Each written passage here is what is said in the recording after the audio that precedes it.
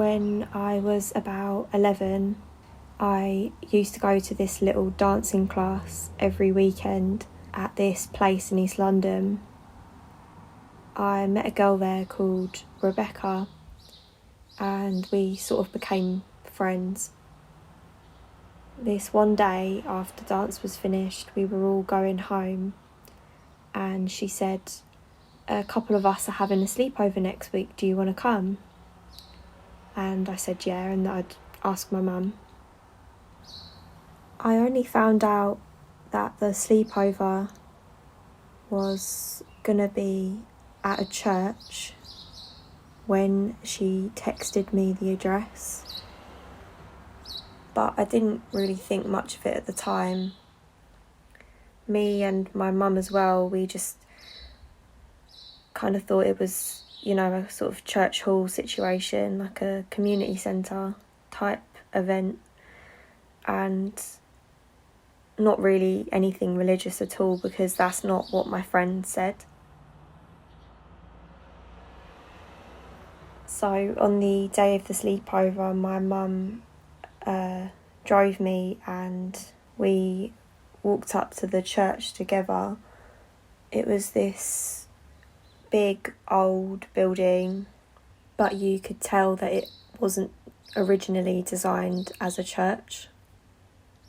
We walked in and these women greeted us, and they were really enthusiastic, and they were like chatting with my mum and saying like, "Oh, it's going to be great, like she's going to have a great time, don't worry, we'll look after her." And then eventually my mum had to go, so she said bye to me and then she left.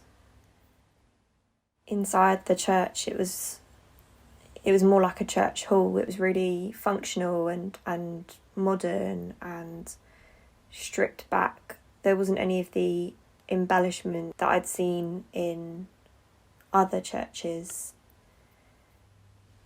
A big group of young girls aged like 7 to 18 years old were sitting on the floor with all their stuff, and we all sort of said hi to each other. The women told us to put all our stuff away in a storage room so it'd be out of the way, and then we all sat down together on the church floor. The floor was hardwood, and I remember the feeling of it digging into my ankles. The women handed out these printed out homemade booklets to every girl. They looked like the kind of thing you'd get given for school, so I was immediately thinking, what is this actually all about? It definitely didn't seem like a sleepover. On the front page of the booklet was a clip art picture of a ruby, and written around it in this curly word art font was, "Girls are worth more than rubies." Girls are worth more than rubies. I didn't understand what that meant. We spent a while doing different tasks from this booklet. For one task, we were each given a packet of post-it notes, and we were told to write down the worst things we'd ever done. We then had to walk up to the altar and stick our post-it notes onto it. I felt loads of pressure because it felt like there was a right way to complete this task, but I didn't really know what that was. Because I was so young, all I could think of for bad stuff I'd done was silly, unimportant things. I didn't really question the nature of the task. I just thought it must be a kind of game or icebreaker, just something to occupy some time.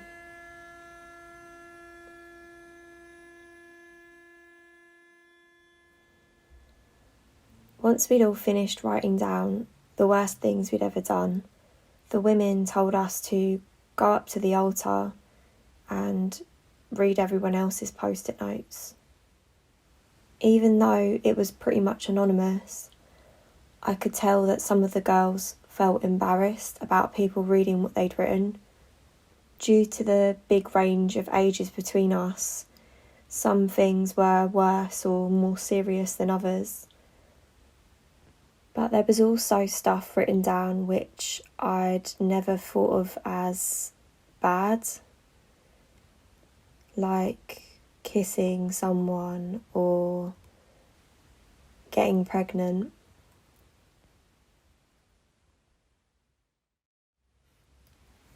They handed out these tiny Bibles, told us to hold them, close our eyes, and think about all of the things in our life which we found hard or sad.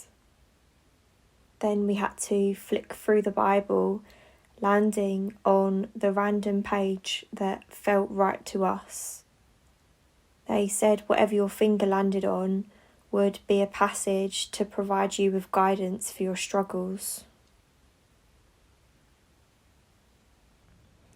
It was strange because even though we were given these Bibles, they still hadn't made any references to religion or God or Jesus or anything like that at all.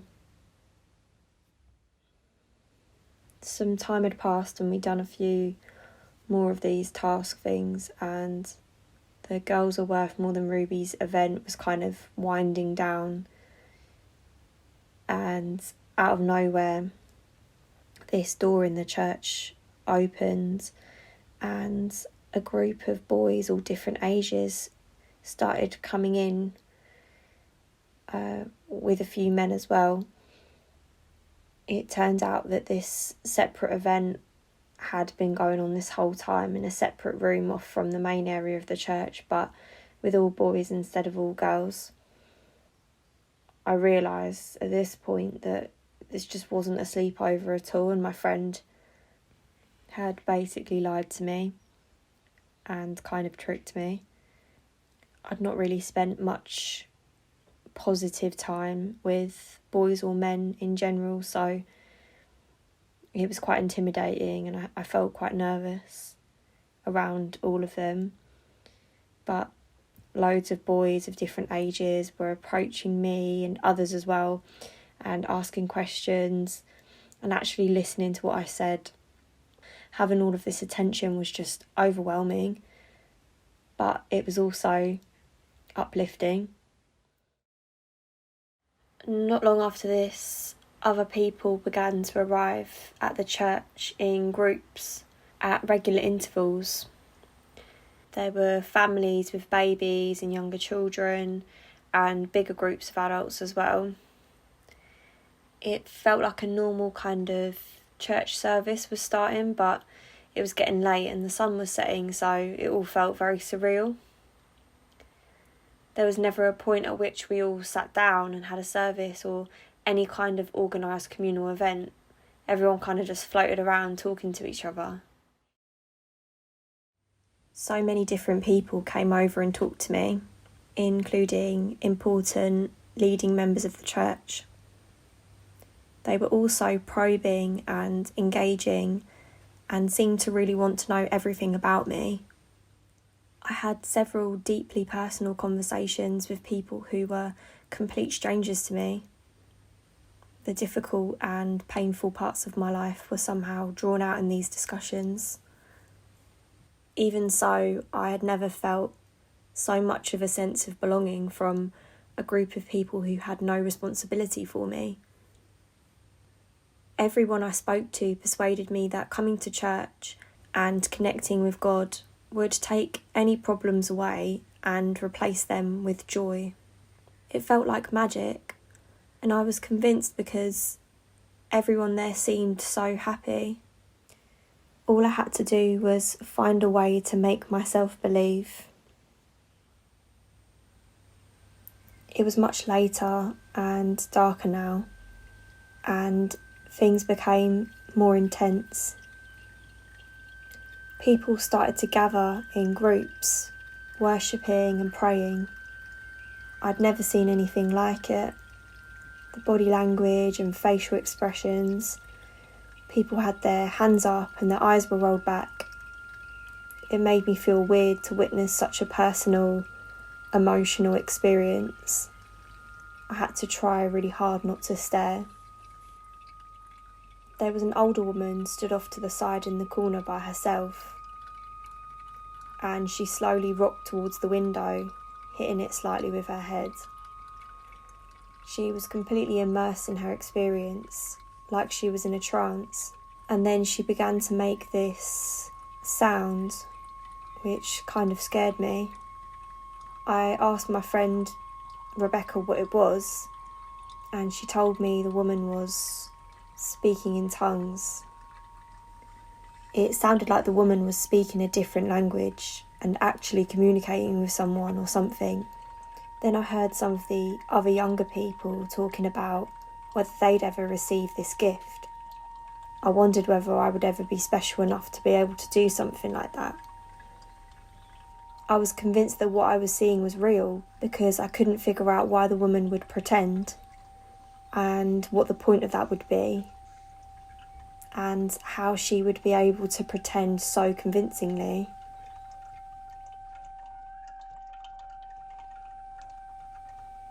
We were never given any proper food to eat. There was some biscuits and fizzy drinks, but that was all for the whole time I was there. I don't remember feeling hungry, I just felt drained and fuzzy. The prayer groups became larger and louder. More people were chanting and speaking in tongues now. The conversations became more forceful too. I was talked to about baptism and plans were made for when I'd be coming back and who I'd be bringing with me. Eventually, I ended up in a huge prayer circle, holding hands with strangers. One by one, each person would become the central focus of the group, and everyone would pray for them together. When it was my turn, it felt too much having such a huge group of strangers crowding around me and shouting my name, so I burst into tears. But my strong emotions only encouraged them, and the more I cried, the more intense they were.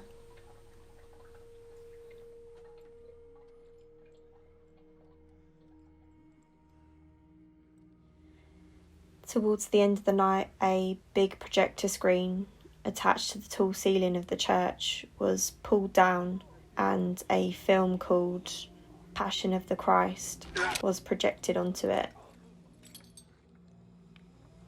It was one of the most graphic things I'd ever seen. It was loud, and I had to tip my head back to watch it.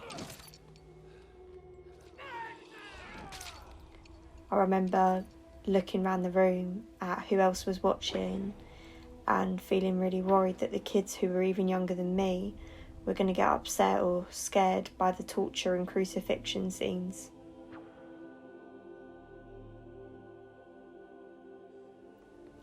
I had no idea what time it was when things eventually began to wind down. People had fallen asleep anywhere and everywhere. I found an empty spot and laid down on the floor. Passion of the Christ was on for the second time. I think I slept for maybe an hour, and then the sun came up.